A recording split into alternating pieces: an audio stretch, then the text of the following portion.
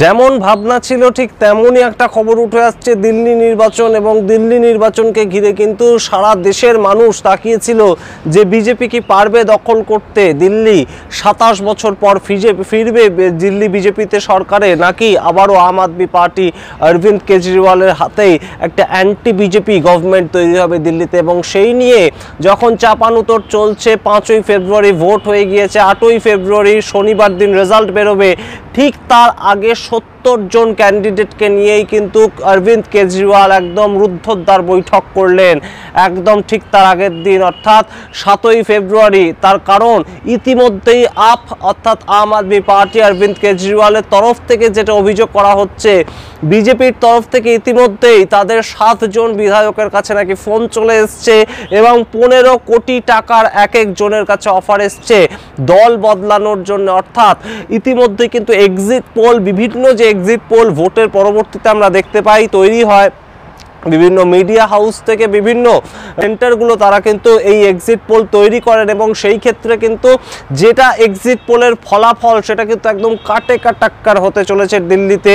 এবং আপনারা জানেন ৭০টা মোট সিট দিল্লির বিধানসভার নিরিখে এবং সেই ৭০টা সিটের মধ্যে ৩৬টা কিন্তু ম্যাজিক ফিগার এবং ৩৬টা সিট যে দল তৈরি করতে পারবে, ৩৬ জন বিধায়ক যে দলের পক্ষে একক সংখ্যায় থাকবে তারাই কিন্তু সরকার তৈরি করবে। এবং সেই ক্ষেত্রে কিন্তু একদম কাটে কাটাক্কার এক্সিট পোল অনুযায়ী চলছে আম আদমি পার্টি এবং বিজেপি, এবং কংগ্রেস কিন্তু খুব বেশি দাঁত ফোটাতে পারেনি এবং সেটা নিয়েই কিন্তু একটা রীতিমতন বিস্তর একটা জল্পনা চলছে যে কে সরকার তৈরি করতে পারবে। তার মাঝখানেই কিন্তু রীতিমতন আম আদমি পার্টির ৭ জন বিধায়কের কাছে ১৫ কোটি টাকার, এক একজন বিধায়কের কাছে ১৫ কোটি টাকার অফার এসছে যদি তারা জেতে, তাহলে যারা যাতে দল পরিবর্তন করে, এমন অভিযোগ সংবাদ মাধ্যমের সামনে আনলেন আম আদমি পার্টির নেতা অরবিন্দ কেজরিওয়াল এবং দিল্লির প্রাক্তন মুখ্যমন্ত্রীও বটে তিনি।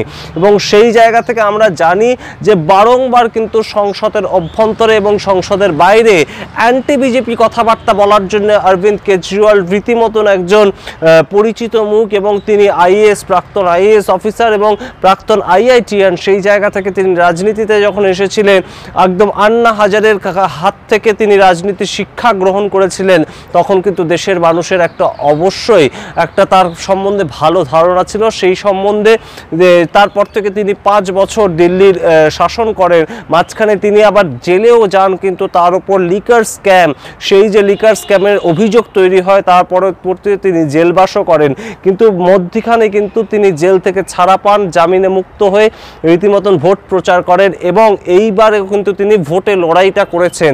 এবং সেই জায়গা থেকে রীতিমতন সরকার তৈরি করার কিন্তু একটা চিন্তাভাবনা রয়েছে যখন কেজরিওয়ালের এবং অবশ্যই আম আদমি পার্টির সমস্ত নেতা নেতৃত্বদের, তারা কিন্তু কনফিডেন্ট, তারা নিজেদের মতন নিজেরা কিন্তু লড়াইটা করেছেন। বহু নতুন মুখকে আমরা দেখতে পেয়েছি, আমরা ওঝা স্যার বলে যাকে একদম রীতিমতন সোশ্যাল মিডিয়ায় ভাইরাল, তাকে একদম নতুন চমক হিসাবে দেখতে পেয়েছি দিল্লির ভোটে, তিনি আম আদমি পার্টির তরফ থেকে লড়াই করেছেন। সুতরাং সামগ্রিকভাবে যখন জমজমাট একদম দিল্লি বিধানসভা ভোট, সেই মুহূর্তে নাকি বিজেপির তরফ থেকে ৭ জন যারা বিধায়ক পদে লড়াই করেছে তাদের কাছে ১৫ কোটি টাকা করে অফার এসেছে, তারা যাতে জিতে যাওয়ার পর বিজেপি জয়েন করে এবং সরকার তৈরি করতে সাহায্য করে বিজেপিকে। আমরা অবশ্যই নজর রাখবো ৮ই ফেব্রুয়ারি কে দিল্লির সরকার তৈরি করছে সেই দিকে, এবং অবশ্যই নজর রাখবো যে কিভাবে পরবর্তীতে আম আদমি পার্টির যারা বিধায়ক পদে দাঁড়িয়েছেন তারা কেউ দল পরিবর্তন করেন, নাকি অরবিন্দ কেজরিওয়ালের একদম ওয়াফাদার সদস্য হিসেবে, সৈনিক হিসেবে তারা পরবর্তীতে কাজ করে যান। আপনারা দেখতে থাকুন টক টু বাংলা, বলবেন না টক টু বাংলা ইউটিউব চ্যানেলটিকে সাবস্ক্রাইব করতে। অবশ্যই কালকে জানাবো যে দিল্লিতে দ্বিতীয়বারের জন্য কেজরি গভর্নমেন্ট আসছে, নাকি ২৭ বছর পর আবারও বিজেপি সরকার তৈরি করতে পারে দিল্লির মাটিতে। আপনারা দেখতে থাকুন অবশ্যই টক টু বাংলা, সমস্ত ধরনের নিউজ আপডেট পাওয়ার জন্য। ধন্যবাদ।